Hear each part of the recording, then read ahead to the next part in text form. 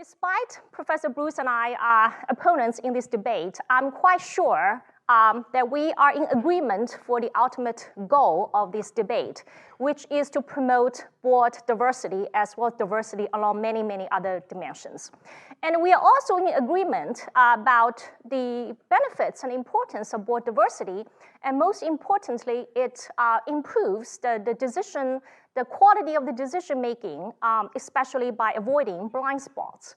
And it's also important that it will motivate and recruit the best talent from the widest possible pool. I come to the term why I don't think the gender quota is good. And I think the most commonly discussed factor is the tokenization. If women are invited to the board by the explicit reason of their gender, then you cannot expect their colleagues to treat them with equity, even though they come with equal or even higher qualification. Their own confidence might also suffer because they know they come in, take certain accomplishment because of some preferential selection. And there has been research show that people who come in to the doors through some preferential or separate selection, then they are more likely to be marginalized in discussions and decision makings because they're somewhat still treated as outsiders. Gender quota per se is a legal challenge, at least subject to questioning of legal, if not challenge. I fundamentally feel that treating anyone not as an individual, but as a member of the group the person is affiliated with, especially when affiliation to the group is not a choice, is just fundamentally wrong. My chair professor is called the Free and Competitive Enterprise. I do have a fundamental belief in that market is ultimately the best place to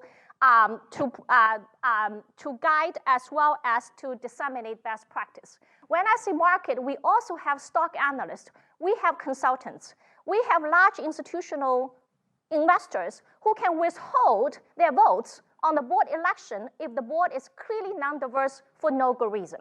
Okay? Now, all these forces could be in at work, and when we put the company in the spotlight, when they clearly have a problem, they will have to behave, or at least outline the route to change. So the issue of the efficiency of the argument, which was put out here, essentially, I reject that. I reject overall that in the situations that markets do arrive at these efficient outcomes for the same reasons we all believe in. Because we believe that if there were efficient outcomes, there simply would be more women on boards, right? I mean, as simple as that. And instead, I put forth an idea that this is really a normative question above all. And I think we should think carefully about this relationship about when it is that we should think that property rights themselves should be overruled and that boards should not be run, here, forgive me for my slightly more populist tone here, should not be run by clubs. And the clubs are largely, in the area of governance, boys' clubs, truly boys' clubs.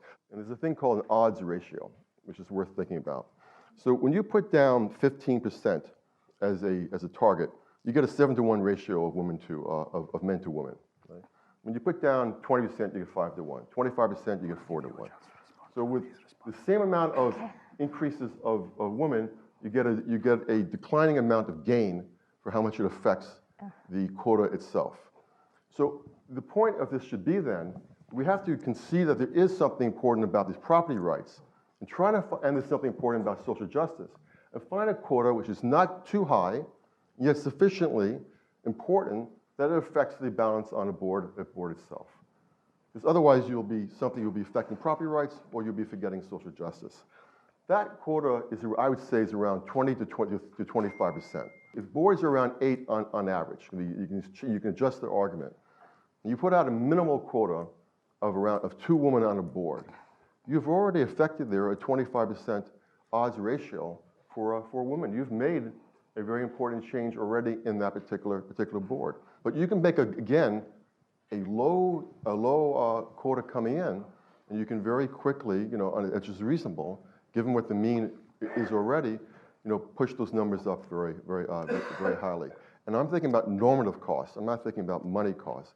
Normative costs for the principle I want to respect private property, which I respect, but I also want to do right by social justice, allows us with low quotas to actually move this up and not have much damage to the private property principle.